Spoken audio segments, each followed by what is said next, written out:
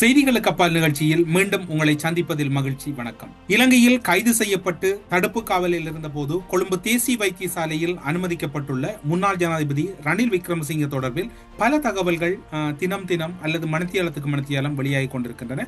அந்த கைது நடவடிக்கைகள் தொடர்பில் எதிர்க்கட்சியினர் ஒன்றாக இணைந்து சட்ட நடவடிக்கைகள் தொடர்பில் தங்களுடைய வேலை திட்டங்களை நடைமுறைப்படுத்துகின்ற அதே வேளையில் பலவேறுபட்ட கருத்துக்களும் அரசியல் தளங்களில் பேசப்பட்டுக் கொண்டிருக்கின்றன.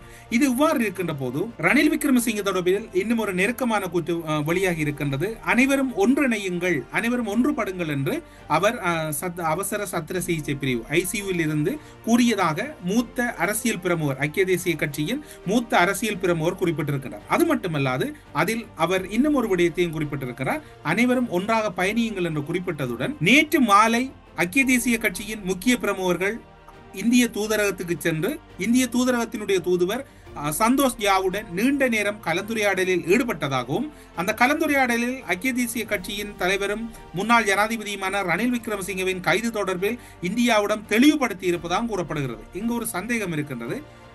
ஐக்கிய தேசிய கட்சியினர் சென்று சந்தித்தார்கள் என்று எடுத்துக்கொள்வதா அல்லது இந்திய தூதரகம் அழைத்து இவற்றை பெற்றுக்கொண்டது என்று எடுத்துக்கொள்வதா என்பதுதான் இங்கு இருக்கக்கூடிய சந்தேகம். என்னவென்று சொன்னால், தூதரகங்கள் குறிப்பாக சனி ஞாயிறு தினங்களில் விடுமுறையாக இருக்கின்ற போது முக்கிய கலந்துரையாடல்கள், முக்கிய சந்திப்புகளை தூதரகத்தின் அதிகாரிகள் தவிர்த்து விடுவார்கள், தவிர்த்துக் கொள்வார்கள். ஆனால் இது ஒரு நெருக்கடி நிலை என்று அவர்கள் கருதினார்களா அல்லது சட்ட ரீதியாக கைது செய்யப்பட்ட ரணில் விக்ரமசிங்கவின் நிலைமைகள் தொடர்பில் விசாரிப்பதற்கு அழைத்தார்களா என்பதுதான் இங்கு இருக்கக்கூடிய சந்தேகமும் ஐயவுமாக இருக்கின்றது. அது மட்டுமல்லாது அமெரிக்க தூதுக்குழு ஒன்று இன்றைய தினம் கொழும்புக்கு வருகின்றது. அந்த தூதுக்குழுவையும் சந்தித்து அமெரிக்க தூதரகத்தில் ரணில் விக்ரமசிங்கவுக்கு ஏற்பட்டிருக்கக்கூடிய நெருக்கடி நிலைகள் தொடர்பில் தெளிவுபடுத்த இருப்பதாக கூறப்படுகிறது. அது மட்டுமல்லாது 4 தூதரகங்களுக்கு தொலைபேசி வழியாக ஐக்கிய தேசிய கட்சியின் பொதுச் செயலாளர் தற்போதைய நெருக்கடி நிலை தொடர்பிலும் ரணில் விக்ரமசிங்கவின் உடல்நிலைகள் தொடர்பிலும் தூதரகத்தின் உதவியை கோரியிருப்பதாக கூறப்படுகிறது. ஆனால் ஐக்கிய தேசிய கட்சியினர் எந்த தூதரகங்களோடு உரையாடினார்கள் என்கின்ற தகவலை வெளியிட மறுத்துவிட்டனர். இது இவ்வாறு இருக்கின்ற போது ரணில் விக்ரமசிங்கவின் மனைவி திருமதி மைத்ரி விக்ரமசிங்க அவர்கள் இந்த தகவல் அல்லது ரணில் விக்ரமசிங்கவுக்கு ஏற்பட்டிருக்கக்கூடிய நிலை தொடர்பில் அதிர்ச்சி அடைந்திருப்பதாகவும் கூறப்படுகிறது. ஆனால் இப்போது ஐக்கிய தேசிய கட்சியை பொறுத்தவரையில் பிணை விடுதலை, அதாவது பிணை கோருகின்ற நிலைமை நாளைய தினம் இருக்கின்றது. பிணையில் ரணில் விக்ரமசிங்கே வரலாம் என்று கூறப்படுகின்ற சூழ்நிலையில் திடீரென தூதரகங்களை சந்திக்க செல்லுகின்றமை அல்லது தூதுவராலயங்களோடு கலந்துரையாடல் ஏற்படுத்தப்படுகின்றமை எல்லாம் மக்கள் மத்தியில் சந்தேகத்தை ஏற்படுத்துகின்றது. ஒருவேளை ஐக்கிய தேசிய கட்சியினர் மத்தியில் நாளைய தினம் ரணில் விக்ரமசிங்கவுக்கு பிணை நிராகரிக்கப்படலாம் என்கின்ற சந்தேகம் அவர்கள் மத்தியில் எழுந்து விட்டதா என்று மக்கள் மத்தியில் பேசிக் கொள்கிறார்கள். எது அவ்வாறு இருப்பினும் தூதரகங்களின் உதவியை நாடி இருக்கின்றார்கள் அல்லது தூதரகங்களிடம் உதவிக்காக சென்றிருக்கிறார்கள் என்கின்ற தகவல் தான் இப்போது மேலதிகமாக பேசப்படுகிறது.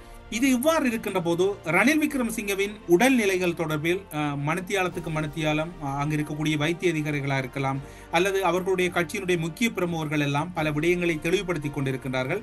ரணில் விக்ரமசிங்கே உடல் ரீதியாக குறிப்பாக உயர் இரத்த அழுத்தத்துக்கு உள்ளாகி இருப்பதனால் அவர் அன்றைய தினம், அந்த விசாரணை அன்று இடம்பெற்ற தினம் நீண்ட நேரம் அவர் குறித்த இடத்திலே அவருக்குரிய அந்த மாத்திரைகளை எடுத்துக்கொள்ளாமல் இருந்ததன் விளைவாகத்தான் இந்த நிலை ஏற்பட்டிருப்பதாக கூறப்படுகிறது.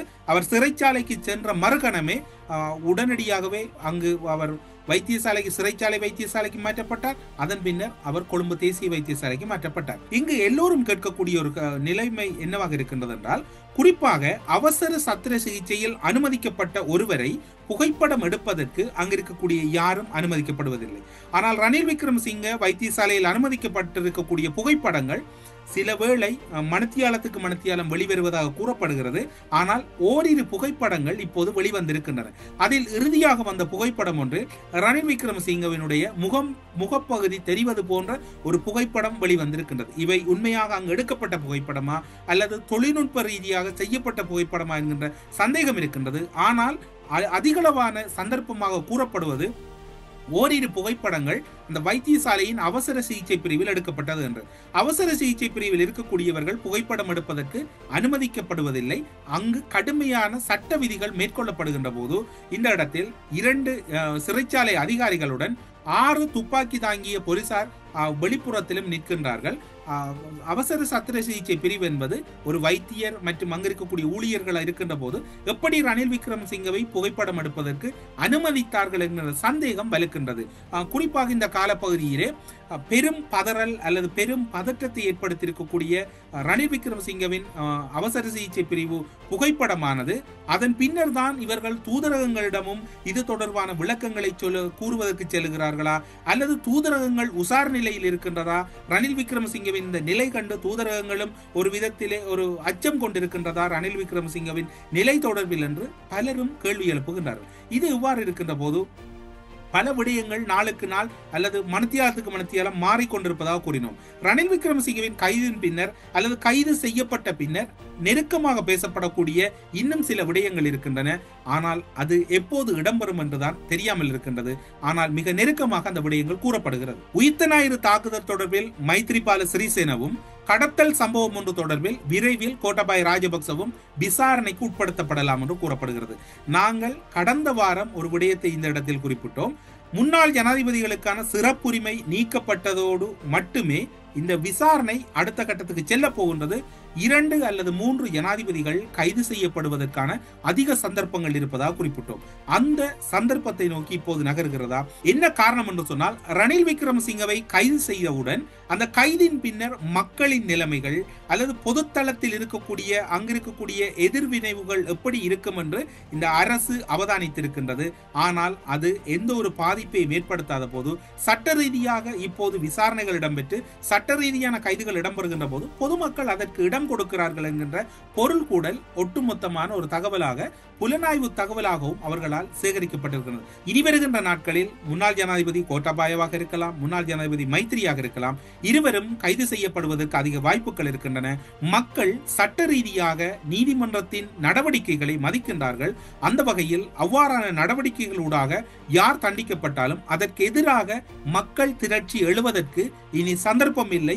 அந்த சந்தர்ப்பத்தை மக்கள் ஏற்படுத்தவும் விரும்பவில்லை என்கின்ற ஒரு புலனாய்வு தகவல் மிக நெருக்கமாக அரசுக்கு வழங்கப்பட்டிருக்கின்றது. அதன் விளைவாக இனி வரப்போகின்ற நாட்களில் மைத்ரிபால சிறிசேனவும் கோட்டாபய ராஜபக்சவும் விசாரிக்கப்பட்ட பின்னர் கைது செய்யப்பட்டாலும் அச்சப்படுவதற்கு வாய்ப்பு இல்லை என்றுதான் கூறிக்கொள்ளுகின்றார்கள் கொழும்பில் இருக்கக்கூடிய மூத்த பத்திரிகையாளர். ரணில் விக்ரமசிங்கவின் கைது ஒட்டுமொத்தத்தில் இலங்கையில் இருக்கக்கூடிய பலருக்கு அதிர்ச்சி என்று பலர் கூறினார்கள். ஆனால் இன்று சிலர் மட்டுமே அவற்றை பேசிக் கொள்ளுகிறார்கள்.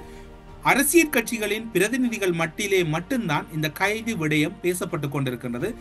40 வருடங்களுக்கு முன்னர் கைது செய்யப்பட்டிருக்க வேண்டிய ரணில் விக்ரமசிங்கே இப்போதுதான் கைது செய்யப்பட்டிருக்கிறார் என்று பிமல் ரட்நாயக்க குறிப்பிடுகின்றார். யாழ் மாவட்டத்திலும் ஓரிரு வாரங்களில் முக்கிய அரசியல் பிரமுகர் கைது செய்யப்படுவதற்கு வாய்ப்பு இருப்பதாக கடற்றொழில் அமைச்சர் சந்திரசேகரன் அவர்கள் ஊடக சந்திப்பு ஒன்றிலே உறுதிப்படுத்தி இருக்கின்றார்.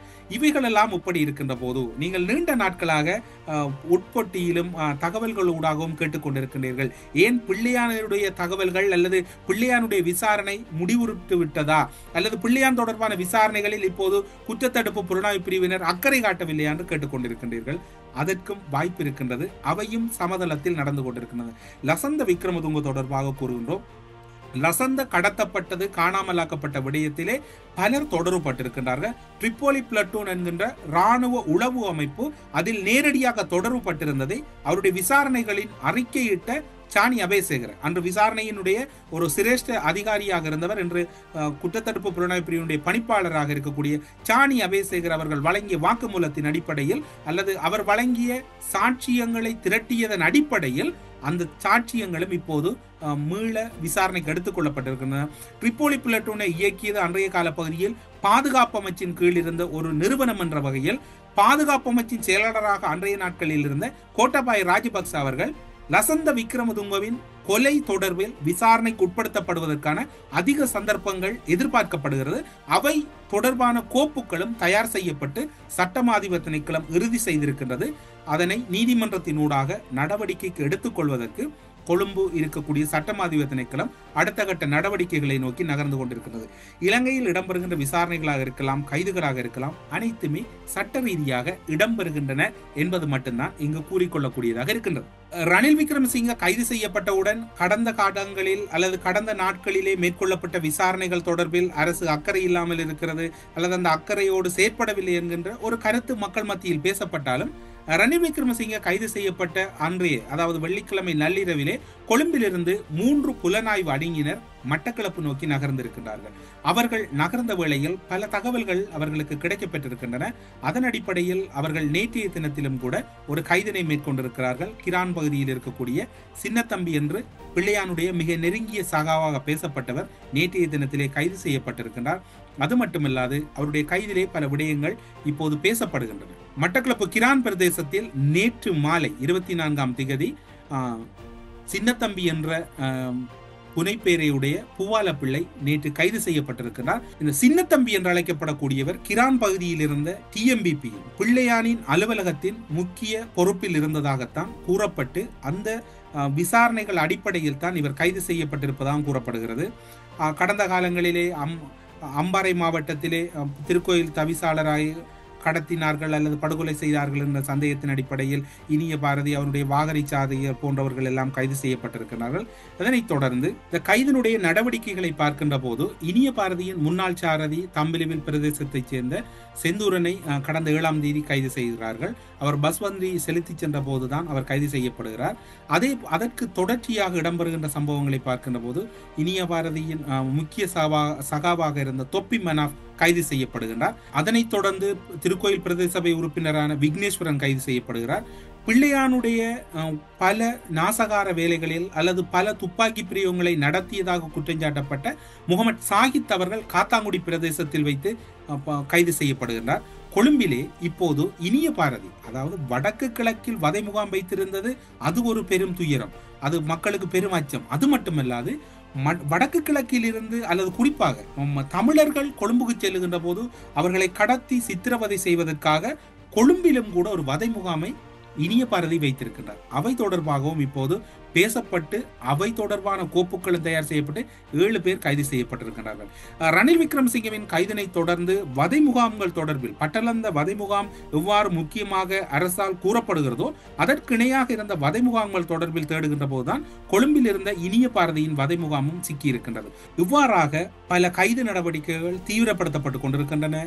இப்போது 7 பேருடைய கைதை உறுதிப்படுத்தி இருக்கக்கூடிய குற்றத்தடுப்பு புலனாய்வு பிரிவினர் TMBP-னுடைய முக்கிய பிரமுகர்கள் பலரை கைது செய்வதற்கான சில உத்தரவுகளையும் சட்ட ரீதியாக பெற்றிருப்பதாக கூறப்படுகிறது. ஆனால் அந்த பேர் விவரங்களை அவர்கள் வெளியிடவில்லை.